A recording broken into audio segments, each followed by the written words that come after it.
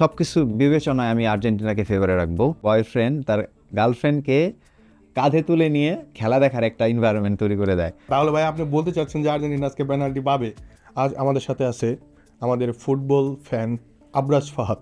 তো আবরাজ ফাহাদ ভাইয়া, আজকে রাত 11টায় আর্জেন্টিনা ভার্সেস অস্ট্রিয়া ম্যাচ অনুষ্ঠিত হচ্ছে।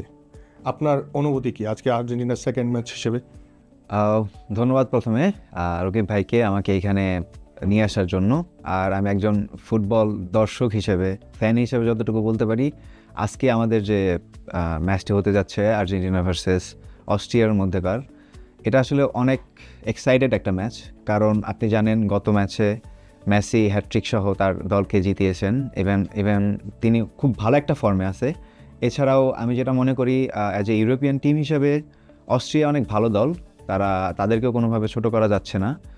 তারপরেও সব কিছু বিবেচনায় আমি আর্জেন্টিনাকে ফেভারে রাখবো, আর সেই সাথে আমি মেসির জন্য শুভকামনা জানাবো। জি জি, অবশ্যই। আপনার কি মনে হয় যে আর্জেন্টিনা 2022 সালের ওয়ার্ল্ড কাপ চ্যাম্পিয়ন, তারা কি এবারও পরপর দুবার ওয়ার্ল্ড কাপ চ্যাম্পিয়ন হতে পারবে কিনা?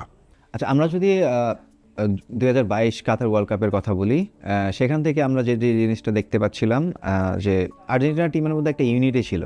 সো এইবার প্রথম ম্যাচ আমরা যেভাবে দেখলাম ঠিক সেরকমই, যে কারণে এই কম্বিনেশনটার কারণে আমার কাছে মনে হয় তুলনামূলকভাবে তারা অন্য দলের চাইতে এগিয়ে। সো অ্যাজ কম্পেয়ার টু যদি বলি পর্তুগালের গত ম্যাচে আমরা যে এরকম একটা অবস্থান দেখেছি, সো তাদের তুলনায় টিম স্ট্রেংথ, ইউনিটির মধ্যে আসলে আর্জেন্টিনা ফার বেটার। সো অপরপক্ষে যদি ব্রাজিলের কথা বলি, ব্রাজিল প্রথম ম্যাচের তুলনায় দ্বিতীয় ম্যাচ খুব ভালো করেছে।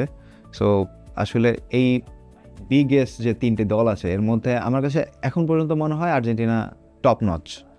সো এছাড়াও যে বাকি দলগুলো আছে তাদেরকে ছোট করে দেখার কোনো উপায় নেই, কারণ হচ্ছে আমি আপনাকে আগেই বলেছি ওয়ার্ল্ড কাপ একটা বিগেস্ট স্টেজ। এখানে আসলে পোটেনশিয়ালিটি, ওয়েদার কম্বিনেশন, এছাড়াও যে ইনজুরির যে একটা ব্যাপার থাকে, এই সব দিক বিবেচনা করেই আসলে একটা টিম উইন হওয়ার বা ওয়ার্ল্ড কাপ জেতার একটা সক্ষমতা রাখে। সো ওই ব্যাপারগুলো যদি ওভারকাম করতে পারে আমার কাছে মনে হয় আর্জেন্টিনার চান্সটা অনেক বেশি। তার চাইতে বড় কথা, তারা মেন্টালিটির দিক থেকে অনেক আগে থাকবে অন্যান্য দলের তুলনায়। ওকে ভাইয়া, আরেকটা কোশ্চেন ছিল যে আজকের ম্যাচটা ওনারা কীভাবে খেলবে, ডিফেন্সিভ নাকি অ্যাটাকিং? আপনার কি মনে হয়? তো এই ব্যাপারটা আসলে একটু টেকটিক্যাল বিষয়, টিম কম্বিনেশন অনেক ব্যাপার আছে। আমার কাছে যতটুকু মনে হয় আজকে আর্জেন্টিনা মেনটেন করে খেলবে। মেনটেন বলতে যেহেতু তারা প্রথম ম্যাচ উইন করেছে, সেহেতু তারা চাবে না তাদের কোনো প্লেয়ারে কোনো ইনজুর্ড হোক, বা এই হিসেবে তারা একটু সমঝোতা রেখে খেলা ট্রাই করবে।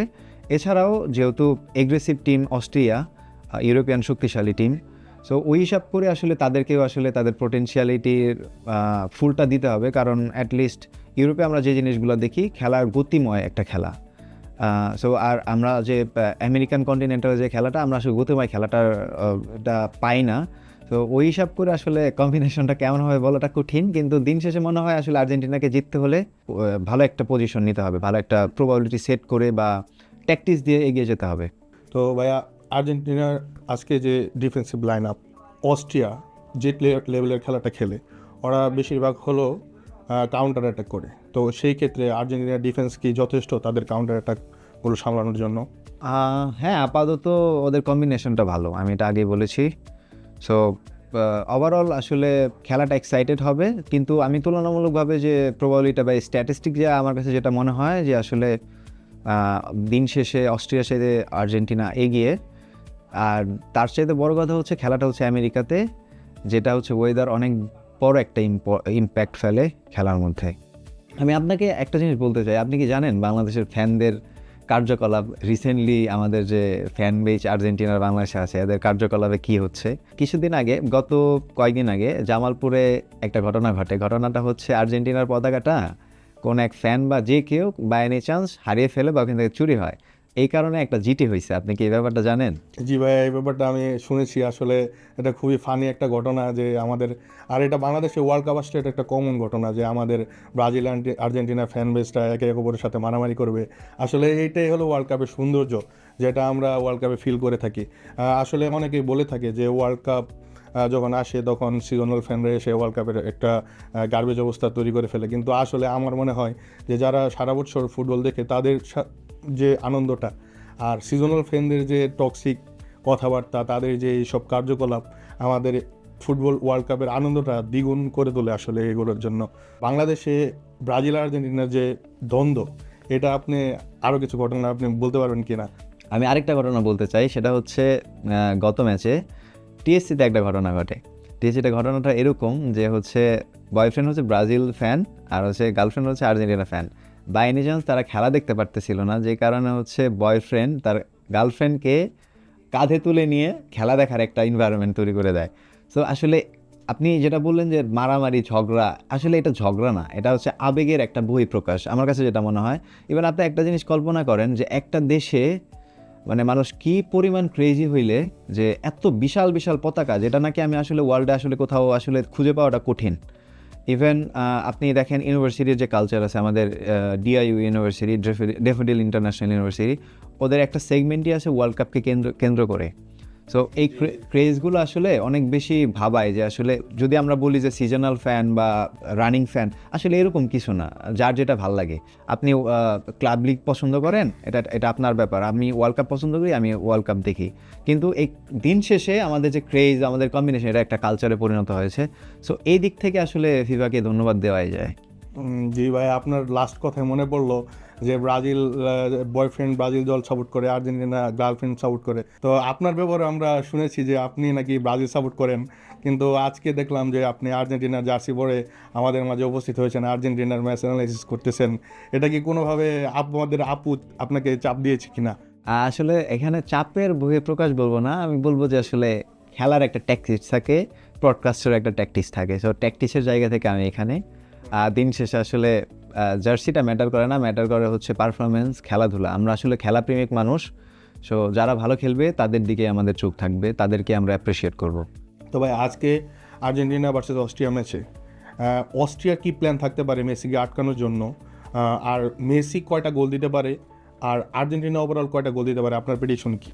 আমার প্রেডিকশন, আসলে যদি প্রেডিকশন বলতে হয় সেক্ষেত্রে আমি বলবো যে আজকে হয়তো আর্জেন্টিনা 2টা গোল দিবে, আর অপর দিকে অস্ট্রিয়া 1টা গোল দিতে পারে। মানে আমার কাছে মনে হয় আজকের প্রবাবিলিটি হতে পারে আর্জেন্টিনা 2 অস্ট্রিয়া 1, কিন্তু এটা চেঞ্জ হতে পারে। মেসি কয়টা গোল দিতে পারে এর ভিতর? মেসির 1টা গোল থাকতে পারে।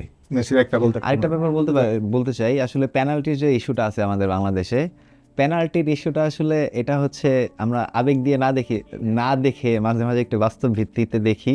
সো আসলে দিন শেষে আমরা যে একটা ক্রেজ থাকে না, এইগুলো আসলে আমাদের ক্রেজ তৈরি করে যে আসলে আর্জেন্টিনা আজকে কয়টা পেনাল্টি উইন করবে, আমাদের একটা কোশ্চেন থাকে। কিন্তু আজকে তাহলে ভাই আপনি বলতে চাচ্ছেন যে আর্জেন্টিনা আজকে পেনাল্টি পাবে? আমি আশাবাদী। ভাইয়া বলতে চাচ্ছে যে আর্জেন্টিনা আজকে পেনাল্টিতে গোল করতে পারে। বাংলাদেশের ব্রাজিল দর্শকদের মনে কিন্তু এই একটাই কোশ্চেন যে তারা পেনাল্টিতে পুরো ওয়ার্ল্ড কাপ 2022 নিয়ে নিয়েছে।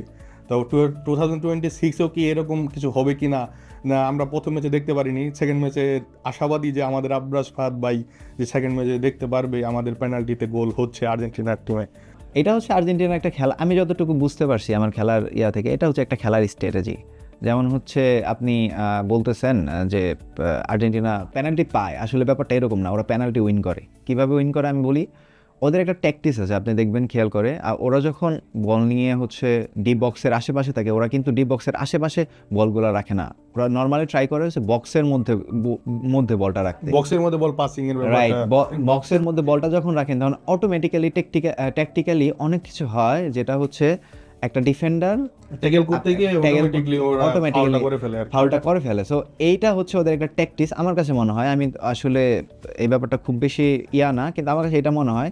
আর সব দলেরই একটা নিজস্ব ট্যাকটিক্স থাকে, আমার কাছে মনে হয় আর্জেন্টিনা একটা বড় ট্যাকটিক্স এখানে। আর তার চেয়ে বড় ব্যাপার হচ্ছে আর্জেন্টিনা হচ্ছে টিম কেন্দ্রিক খেলতেছে লাস্ট 2022 থেকে 2024 ওয়ার্ল্ড কাপ আমি যতটুকু দেখলাম। সো এইটা আসলে অনেক বেশি ইম্প্যাক্টফুল রাদার দ্যান আপনি পর্তুগালের কথা চিন্তা করেন, আপনি ব্রাজিলের কথা চিন্তা করেন। জানি না নেইমার যখন কামব্যাক করবে তখন কি হবে। আমার কাছে মনে হয় নেইমার যদি কামব্যাক করে সেক্ষেত্রে হচ্ছে ব্রাজিল একটা ইউনিটি টিমে পরিণত হবে। তো দর্শক, বিদায় নিচ্ছি নিউজ স্টেশন 24-এর ওয়ার্ল্ড কাপ স্টেশন থেকে। আজকে আর্জেন্টিনা ভার্সেস অস্ট্রিয়া ম্যাচের রেজাল্ট সবাই কমেন্ট করে জানিয়ে দিন কী হতে পারে।